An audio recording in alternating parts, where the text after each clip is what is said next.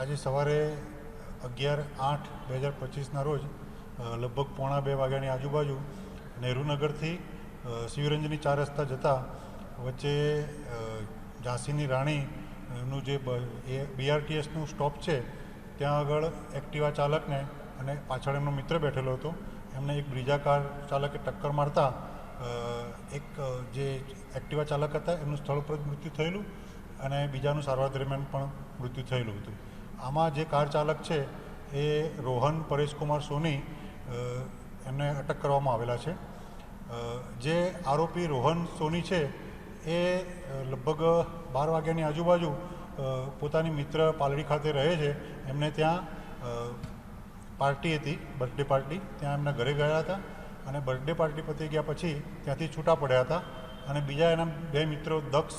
અને ભવ્ય સાથે ત્યાંથી શિવરંજની 4 રસ્તો નાસ્તો કરવા માટે જતા હતા અને એ વખતે આ કાર ચાલકે અકસ્માત કર્યો હતો. અત્યારે જે અમને CCTV ફૂટેજ મળ્યા છે એમાં આ ત્રણેય કાર આગળ પાછળ જતી જોવા મળે છે, છતાં પણ અન્ય CCTV ફૂટેજ મેળવી અને ખરેખર રેસિંગ કરતા હતા કે સાથે જમવા જતા હતા એ બાબતે તપાસ